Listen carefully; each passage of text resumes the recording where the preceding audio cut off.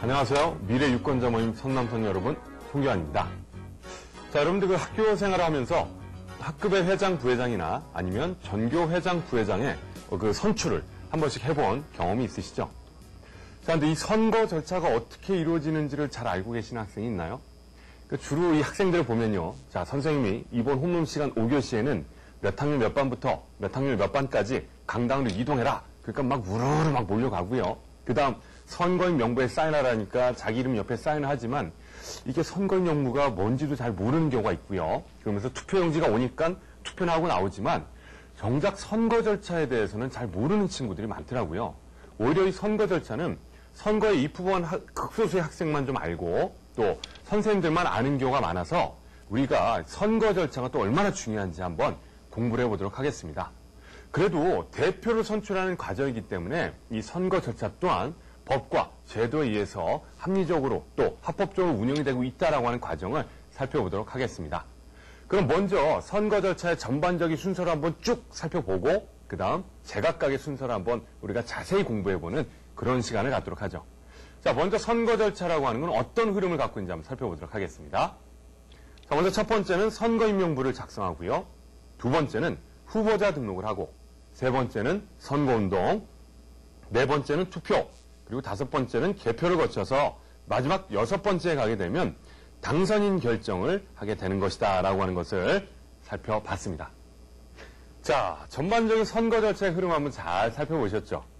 국민의 대표자에게는요, 나라를 위해서 일할 수 있는 막중한 권한과 책임이 주어지기 때문에요, 대통령이나 국회의원 등의 대표자를 뽑는 공직선거의 절차는 방금 여러분들이 살펴보셨던 것처럼 법에 의해서 정해져 있는 겁니다.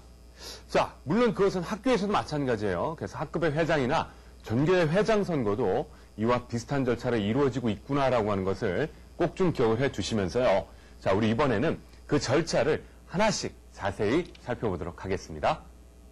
자, 그럼 먼저 첫 번째는 선거임명부 작성이죠. 자, 그래서 선거 때마다 구, 시, 읍, 면회장이 선거일 현재 만 19세 이상의 주민을 조사해서 작성을 합니다.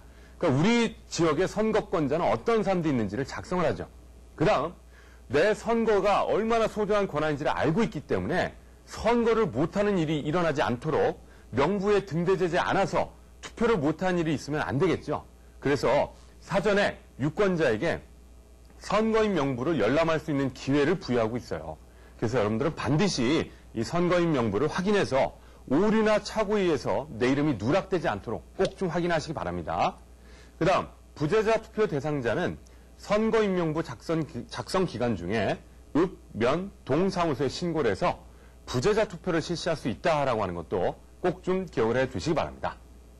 자, 그래서 선거 절차의 가장 첫 번째는 선거임명부 작성이다라고 하는 걸 살펴봤어요.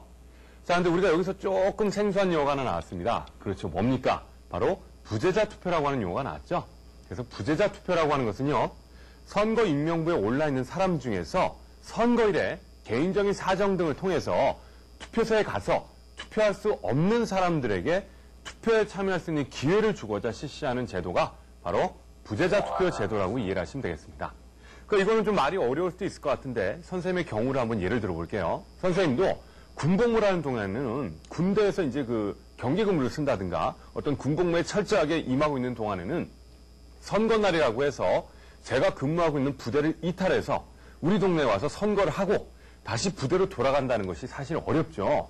그렇기 때문에 이런 경우에 부재자 투표 제도라고 하는 제도를 도입함으로써 내가 근무하고 있는 부대 근처에 투표소에 가서 투표를 하고 다시 군복무에 임할 수 있도록 함으로써 선생님 같은 사람들이 소중한 한 표를 끝까지 행사할 수 있도록 만들어주는 제도가 바로 부재자 투표 제도라고 이해를 하시면 될 것 같습니다.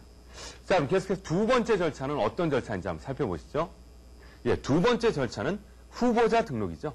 그래서 후보자 등록이라고 하는 것은 선거에 입후보하고자 하는 사람이 정해진 기간 안에 관할 선거관리위원회에 등록을 하는 절차를 말합니다. 그래서 선거관리위원회는 등록된 후보자에 대해서 피선거권 유무 등을 조회해서 입후보 자격 여부를 검증한다라고 하는 것을 이해하시면 되겠습니다. 자, 잘 살펴봤습니까? 자, 또 생소한 용어가 하나 나왔어요. 자, 그 용어가 뭔고 하니? 그렇습니다. 바로 피선거권이라고 하는 단어가 나왔죠. 피선거권이라고 하는 것은요, 선거에 의해서 일정한 공직에 취임할 수 있는 자격을 말합니다. 그러니까 입 후보 등록을 할 수 있는 조건이 뭐냐를 살펴본다고 이해하시면 되겠어요. 그래도 우리가 대표를 선출하는 과정인데 아무나 와가지고 대표가 되면 안 되겠죠. 그래서 이 자격 조건을 따지는 과정이라고 보시면 되겠습니다. 하나 예를 들면 우리나라에서 대통령에 입후보할 수 있는 자격은 뭐가 있느냐라고 하면 현행 헌법상에서는 현재 선거일 당일 현재 우리나라에 5년 이상 거주하면서 40세 이상의 국민이 그 조건을 가질 수 있는 것이다라고 이해를 하시면 우리가 피선거권에 대한 이해는 확실히 잘 하셨다고 볼 수 있겠네요. 자, 그럼 이제 세 번째 절차는 어떤 과정인지 확인해 보겠습니다. 자, 세 번째 절차는 선거운동이죠. 그래서 선거운동이라고 하는 것은요, 특정의 선거에서 특정 후보자의 당선을 목적으로 득표를 하거나 득표를 하게 하기 위해서 직접 또는 간접으로 필요하고도 유효한 행위를 하는 것을 의미합니다. 그래서 후보자는 후보자 등록을 한 때부터 선거일 전일까지 당선을 위해서 선거운동을 할 수가 있고요. 이때 반드시 중요한 것은 선거운동 기간이 아닌 때에 선거운동을 하는 것은 법에 위배가 된다라고 하는 것을 꼭 좀 기억을 해 두시기 바랍니다. 자, 그래서 세 번째 절차인 선거운동에 대해서 살펴봤으니까 우리가 이어서 네 번째 절차인 투표와 다섯 번째 절차인 개표에 대해서 살펴보도록 하겠습니다. 자, 네 번째 절차는 투표죠. 그래서 선거인이 누구를 당선인으로 결정할 것인지에 대한 의사표시를 의미해요. 자, 그래서 선거인 명부에 등재된 사람은 지금 좌측에 보이는 사진처럼 선거일에 주민등록지에 설치된 투표소에서 투표를 실시할 수 있는데 이때 유의할 점은 반드시 본인 여부를 확인할 수 있는 신분증을 가지고 가셔야 1인 1표를 행사할 수 있다라고 하는 거 기억을 해 두시기 바랍니다. 자, 그럼 다섯 번째 절차, 개표를 한번 살펴보죠. 자, 개표라고 하는 것은 선거인이 행한 투표를 점검을 해서 그 유무효를 판정하고 효력이 인정되는 유효표가 있을 거고요. 그 다음에 기권과 같은 무효표가 인정되겠죠. 무효표가 있겠죠. 그래서 유효표와 무효표를 판정해서 각 후보자의 득표수를 계산하는 절차로서 선거인의 의사를 확인하는 행위가 바로 개표다라고 이해를 하시면 될 것 같습니다. 그래서 개표 과정의 공정성 보장을 위해서 정당 또는 후보자가 추천한 참가인 등이 반드시 입회를 해야 돼요. 이 사람이 지켜봐야 됩니다. 그래서 입회 하에 공개적인 개표를 진행한다라고 하는 것을 기억을 해 두시기 바랍니다. 자, 네 번째, 다섯 번째 절차도 살펴봤으니까 이제 선생님과 같이 마지막 여섯 번째 절차는 무엇인지 확인해 보겠습니다. 자, 여섯 번째 절차는 당선인 결정이죠. 그래서 개표가 종료된 후에 개표 결과 유효 투표에 가장 많은 표를 얻은 후보자를 당선인으로 결정한다라고 하면 여러분들 이것이 당선인 결정 과정이 되겠습니다. 자, 잘 살펴보셨죠?